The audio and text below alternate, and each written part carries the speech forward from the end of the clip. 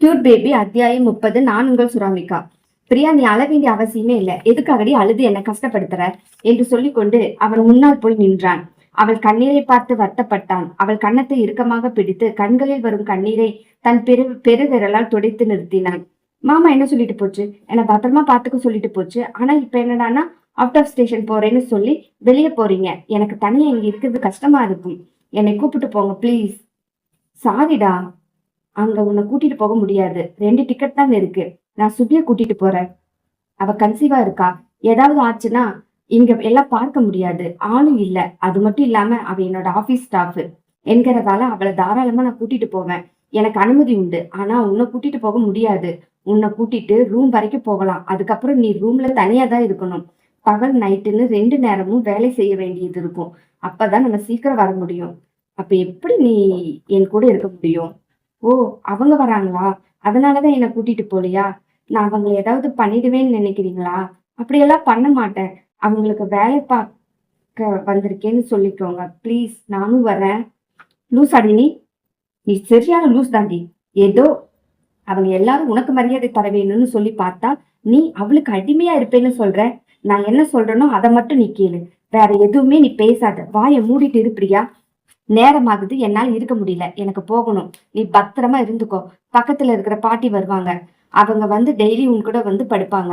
எனக்கு போன் அடிச்சுட்டே இருக்கணும். இங்க இருக்கு பாரு போனு. இந்த போனை நீ யூஸ் பண்ணு.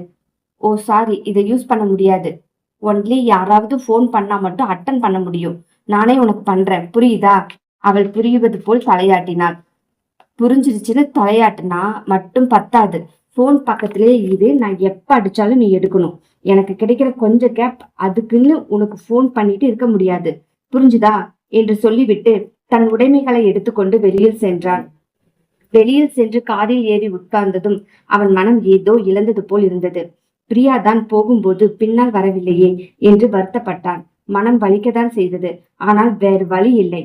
உழைப்பு என்று வந்து விட்டால் அன்பு 10 மடங்கு எஃபெக்ட் போட்டுதான் நினைத்ததை சாதிப்பான். அவன் காரை ஸ்டார்ட் பண்ணி கொண்டு போகும்போது கண்ணாடி வழியே பார்த்தான். மேலே வராண்டாவில் அவள் நின்று பார்த்து கொண்டிருந்தாள். அவனுக்கு கொஞ்சம் சந்தோஷமாக இருந்தது. சுபி வீட்டிற்கு போய் சுபியை கூட்டிக் கொண்டு கிளம்பினான். பிளைட்டில் ஏறுவதற்கு முன்னால் பிரியாவிற்கு போன் செய்தான்.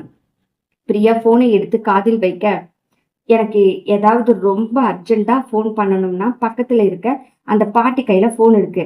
அதை வாங்கி எனக்கு பண்ணு, சரியா? நான் அங்க போயிட்டு உனக்கு போன் பண்றேன். அந்த நம்பருக்கு எனக்கு அடி என்று அவன் சொல்ல அவள் எதுவும் பேசாமல் நின்றாள். பேபி, ஏதாவது பேசுடி. நீ இப்படி இருக்கிறது எனக்கு பிடிக்கல. என் கூட நீ எப்பொழுதுமே பேசிட்டு இருக்கணும்னு நினைக்கிறேன்.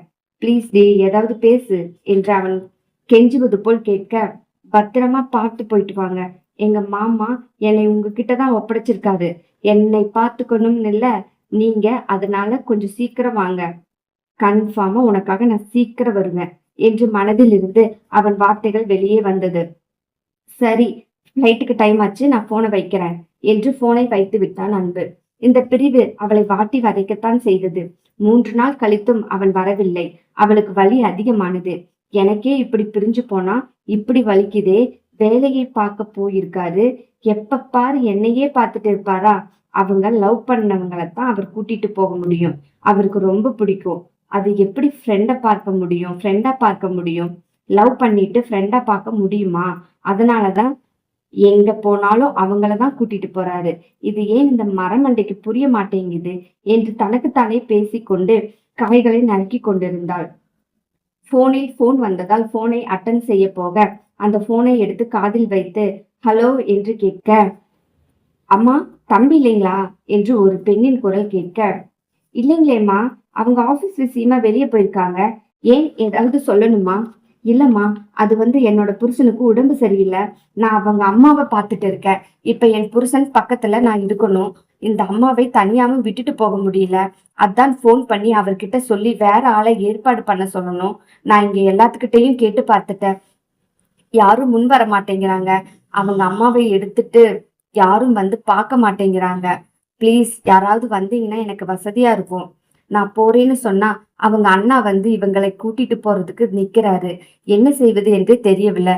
ப்ளீஸ் ஏதாவது செய்யுங்கம்மா என்று அவள் கேட்க, எந்த ஊரு என்று அவள் கேட்டுக்கொண்டாள். அட்ரஸையும் வாங்கி கொண்டாள். நீங்க இன்னைக்கு நைட் மட்டும் பாத்துக்கோங்க, நான் காலையில அங்க இருப்பேன், அதுக்கப்புறம் என்ன வேணாலும் பேசிக்கலாம் என்று சொல்லிக்கொண்டு போனை வைத்தவள் பக்கத்தில் இருக்கும் பாட்டி வீட்டிற்கு சென்று அவர்கள் போனை எடுத்து அவனுக்கு அழைத்து பார்த்தாள். அழைப்பு போகவில்லை.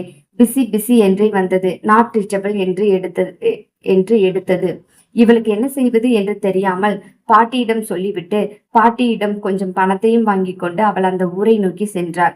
உனக்கு ஒரு கையும் காலும் இழுத்திருக்கு, அப்பவே உனக்கு இந்த திமிரா? ஒழுங்கு மரியாதையா வந்து எங்க கூட இரு என்று மகாலட்சுமியின் அண்ணன் மிரட்ட, அவ்வளவு செய்த பிறகும் நான் வரமாட்டேன் என்று சொல்ல அங்கு பிரச்சனை ஓடிக்கொண்டிருந்தது. ஊர் மக்கள் கூடியிருந்தார்கள். அங்கு இருக்கும் வேலை செய்யும் அம்மா அந்த அண்ணனிடம் பேசிக் கொண்டிருந்தாள். ஐயா, நீங்க பண்றது சரியில்லைங்க, அந்த பையன் வரட்டும், அவன் கூட்டிட்டு போகட்டும், அப்படி இல்லைன்னா நீங்க கூட்டிட்டு போங்க. அப்படி இருக்கும்போது இப்பவே நீங்க கூட்டிட்டு போறேன்னு சொல்லாதீங்க. நான் உங்ககிட்ட விட்டுட்டு போகல, என் புருஷனை பார்க்க போய் தான் ஆகணும். ஆனா அங்கிருந்து ஒரு ஆள் வந்ததுக்கு அப்புறம் தான் நான் போவேன். அதனால தயவு செஞ்சு இப்ப இங்க இருந்து போங்க என்று சொல்ல அவன் கேட்காமல் உட்கார்ந்திருந்தான். மகாலட்சுமியின் பெயரில் கொஞ்சம் சொத்து இருக்கிறது. அந்த சொத்தை இவன் பேரில் மாற்றுவதற்கு அவளை தன் வீட்டிற்கு கூப்பிடுகிறான். அவளை பார்த்து அழகுபடுத்த அல்ல என்று மகாலட்சுமிக்கு நன்றாக தெரியும். ஆனால் மகாலட்சுமியோ அந்த பூர்வீக வீடு தன் அம்மா அப்பா ஞாபகமாக இருக்கிறது. அதை விற்க சம்மதிக்காமல் அவள் கையெழுத்தும் போடாமல் இருக்கிறாள். அண்ணன் வசதி இல்லாமல் இருந்திருந்தால் கூட கொடுத்திருப்பாள். ஆனால் அவனும் வசதியாக தான் இருக்கிறான். தனக்கென்று அவர்கள் எழுதி வைத்த அந்த ஒரு சொத்து தான் மீதி. எல்லா சொத்துமே தன் அண்ணன் பேரில் தான் எழுதி வைத்து சென்றிருந்தார்கள். அதனால் அவள் கண்டுகொள்ளாமல் இருந்தாள். வீட்டுக்கு பிரியா வந்ததும் எல்லோரும் அவளை அதிசயமாக பார்த்தார்கள். மகாவின் அண்ணன் முன்னால் வந்து, ஏமா நீ யாரு?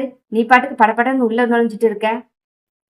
நான் மகாலட்சுமியை பார்க்க வந்திருக்கேன், அவங்களை இங்கிருந்து கூட்டிட்டு போக வந்திருக்கேன் என்று அவள் சொல்ல, இங்க பாரு, நீ யாரு என் தங்கச்சி கூட்டிட்டு போறதுக்கு? என் தங்கச்சி என் கூட இருப்பாள், அதான் அந்த பையன் வரல, அதனால நான் தான் கூட்டிட்டு போக போறேன், உன்னால என்ன பண்ண முடியும் என்று அவர் கேட்க அந்த இடமே அமைதியாக இருந்தது. ஊர் மக்கள் எல்லாம் கூடியிருந்தார்கள். ஒருவருக்கொருவர் ஏதோ பேசிக்கொண்டு சலசலத்து கொண்டிருந்தது. பிரியாவிற்கு அந்த இடத்தை சுற்றி பார்க்கும் போது ரொம்ப பிடித்தது. தன்னூருக்கே சென்ற ஒரு தோரணை அவளிடம் இருந்தது. ஆனால் மனதிற்குள் பயமாக இருந்தது. அவள் முகத்தில் காட்டாமல் இருந்தாள். யாரிடமும் போய் என்ன பேசுவது, எப்படி இவர்களை கூட்டி செல்வது என்று யோசனை அவளுக்கு. அன்பின் அம்மாவை பார்த்து கொண்டிருக்கும் அந்த அக்காவை பார்த்தாள். அந்த அக்கா கண்ணை காட்ட அவளும் கொஞ்சம் தைரியமாக, ஓனர் வேற போன் எடுக்க மாட்டேங்கிறாரு என்று மனதில் வருத்து கொண்டிருந்தாள். எப்படி இத்தனை கூட்டத்தில் ஜமாளிக்க போகிறோம் என்று மனதிற்குள் போராட்டம் நடந்தது. மக்களை சப்ஸ்கிரைப் பண்ணிட்டு இந்த கதையை கேளுங்க, லைக் பண்ணுங்க, ஷேர் பண்ணுங்க, கமெண்ட் செக்ஷன்ல கமெண்ட் போட்டுருங்க. நன்றி, வணக்கம்.